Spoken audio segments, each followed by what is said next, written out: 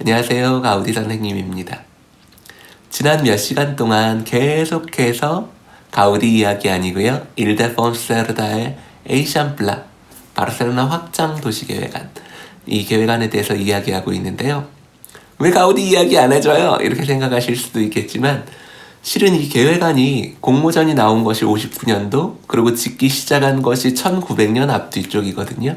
가우디가 나이 50쯤, 가우디가 건축가로서 가장 활발하게 활동하고 있었을 때의 도시계획안이고, 구도심이든 그리고 그 바깥에 있던 확장도시든 이 계획안의 원래 이름이 바르셀로나 확장과 개조계획안이라고 했잖아요. 그래서 구도심과 신도시, 신시가지를 아우르는 바르셀로나, 사실상 바르셀로나 전역이 이 계획안의 영향권에 있었다고 보시면 될 겁니다. 가우디 역시 바르셀로나에 기반해서 활동하고 있었던 건축가였기 때문에 이 도시계획의 영향을 받지 않을 수가 없었어요. 이 도시계획, 새로운 신시가지 안에 가우디는 3개의 프로젝트 주택을 지었고, 그 3개의 프로젝트가 모두 다 이 신시가지에 대한 어떤 하나의 해석을 하고 있습니다. 왜냐면 전혀 새로운 도시가 등장했으니 건축가로서도 그것에 대한 해석이 필요하지 않겠어요? 하나, 둘, 셋, 갈벳, 바티우, 그리고 밀라주택까지 이어지는 이 3개의 연속된 주택 프로젝트는 가우디가 에이샴플라라고 하는 새로운 근대 도시 안에 어떤 주거가 가능할지에 대한 실험을 하고 있었던 과정이라고 저는 생각해요. 오늘의 이야기. 세르다는 정말 역사를 무시했을까?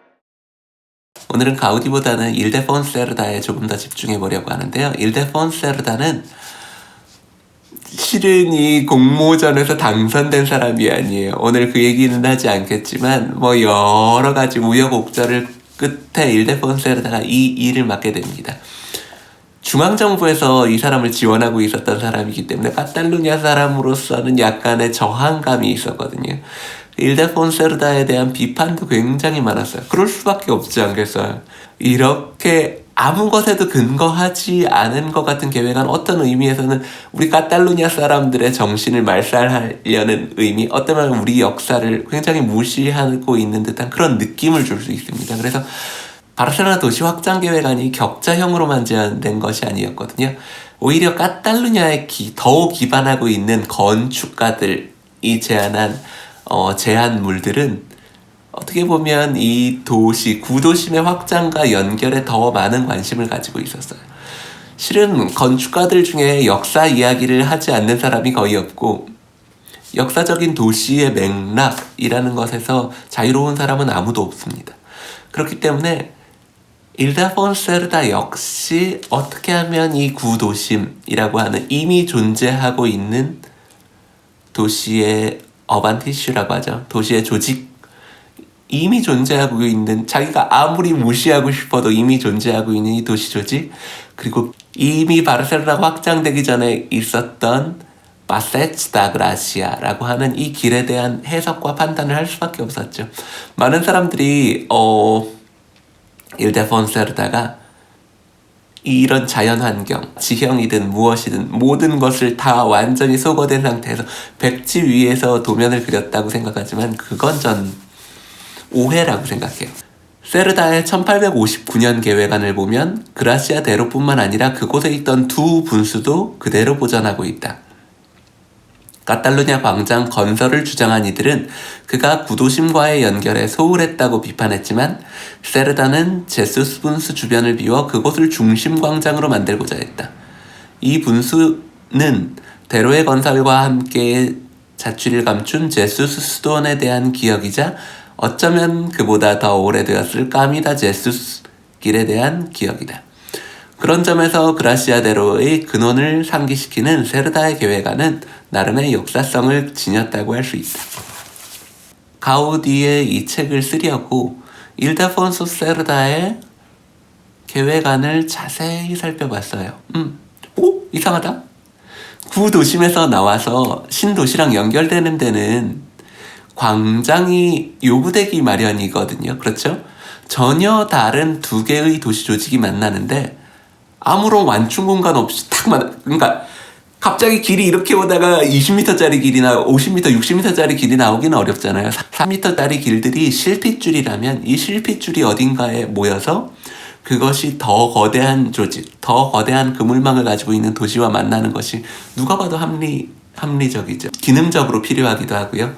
이런 면에서 보면 까탈루냐 광장 자리가 건물로 꽉 차 있는 세르다의 계획안은 일면 불합리하게 보이고 비상식적으로 보이기도 합니다.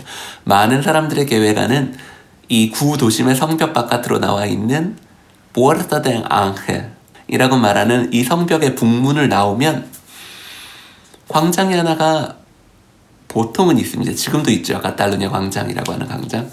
그런데 일데폰세르다의 계획안엔 광장이 없어요. 거기가 주거 블록으로 꽉 차 있습니다.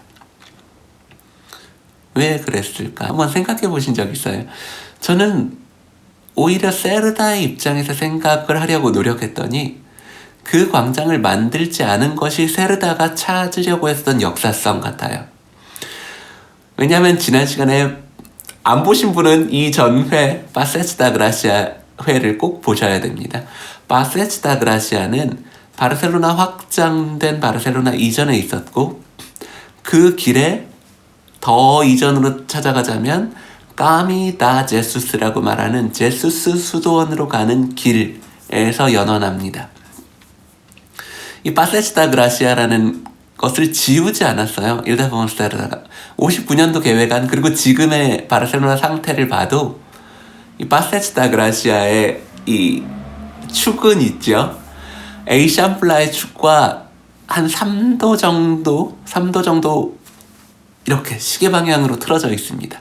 그래서 그 주변의 두 블럭을 보면 파세치 다 그라시아를 부수지 않고 원래 있었던 그 축을 유지하면서 에이샴플라 이 도시 전체의 축을 제한했기 때문에 이 두 개의 블럭은 직각을 이루지 못하고 있습니다. 밀라 주택이 있는 그 블럭도 마찬가지예요. 밀라 주택이 그 오른쪽에 그러니까 동편에 있는 블럭의 한쪽 코너거든요. 그 각이 90도가 나올 것 같은데 90도가 안 나와요. 파세치 다 그라시아가 시계 방향으로 조금 틀어져 있으니까 말이죠. 파세치 다 그라시아의 원래 축을 유지해 준 거예요. 원래 축만 유지해 준 게 아니라 일데폰세르다의 본 계획안을 보면 이곳에 있었던 도시가 확장되기 이전에 그라시아와 바르셀로나가 다른 동네 서로 다른 행정구역이었을 때 그 경계를 구분해주던 폰다 세레스 분수 역시 유지해주고 있습니다. 세레스 분수를 유지하고 있고 그 밑으로 가면 제수스 분수도 유지하고 있죠. 제수스 분수라는 것은 이 길의 근원이 됐던 까미다 제수스의 연원이 되었던 제수스 수도원 우물에서 나오는 물입니다. 만약에 이 파세치 다 그라시아 끝에 지금의 카탈루냐 광장 지금 그 영역에 광장을 만들게 되면 이 도시 전체의 중심은 카탈루냐 광장으로 팍 모일 수밖에 없습니다. 왜냐하면 이 도시에서 제일 큰 광장이고 구도심과 신시가지가 거기에서 만나니까요. 그런데 일데폰세르다의 도시계획안을 보세요.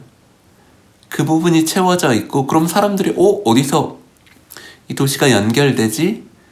그 느낌은 어디서 받느냐면 사람들은 오히려 그 조직을 쭉 끌고 올라와서 위에서 역사적인 근원을 가지고 있는 분수죠. 폰다 제수스. 그러니까 제수스 분수. 옛날 이 모든 파세치 다 그라시아와 이 모든 스토리의 근원이라고 할 수 있는 우리나라로 치면 단군 왕검처럼 이 모든 도시적인 이 지역의 스토리의 핵심은 거기에 제수스 수도원이 있었다는 거예요. 그것 때문에 까미다 제수스가 생겼고 그 까미다 제수스가 포장되면서 파세치 다 그라시아가 되고 거기에 지금은 없어졌지만 제수스 수도원이 있었다는 그 기억을 지금은 모두 다 잊고 있거든요. 그런데 제수스 수도원은 없어졌지만 그 자리에 있었던 제수스 수도원의 우물이 연결돼서 만들어진 폰다 제수스 분수는 남아있습니다. 일데폰세르다의 새로운 신시가지와 구도심이 만나는 것의 절충점 그리고 그 중심점은 폰다 제수스예요. 제수스 분수 이 길에 있는 두 개의 분수를 다 유지하고 있거든요. 근데 사실 그게 그렇게 쉬운 일도 아닙니다. 왜냐면 새롭게 만들어지는 일데폰세르다의 에이샨플라 블럭은 기존과 전혀 다른 도로 체계를 가지고 있거든요. 그런데 그 도로 체계와 이 두 개의 분수의 교차점을 딱 맞추는 것도 쉽지 않은 일이잖아요. 네. 저는 일데폰세르다가 역사성이 없다. 기존의 구도심과의 연결을 전혀 고려하지 않았다. 이건 뭘 이해하나 악의적인 정보 편집이라고 생각합니다. 이게 최고야 이 얘기를 하려는 것은 아니고요. 이 도시계획가의 머릿속에는 나름의 역사성이 있는 거예요.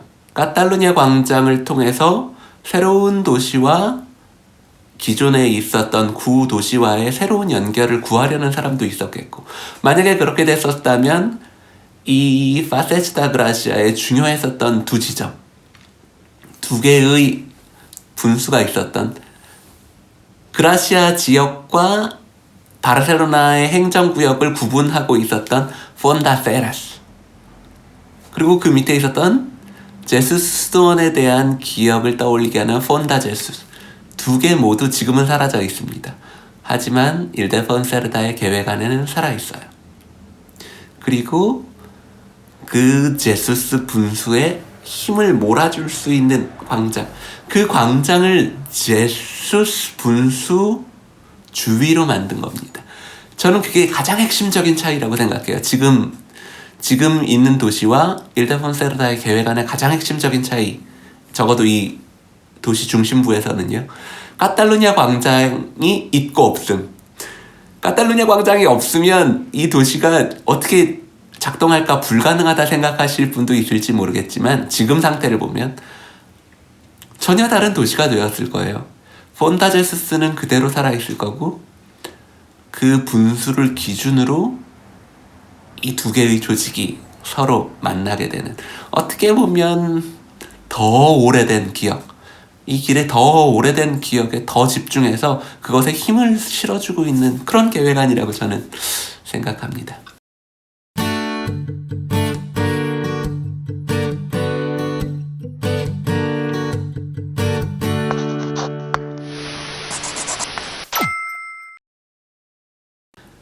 네, 오늘은 가우디 말고 일데폰세르다에 대해서 이야기해봤어요.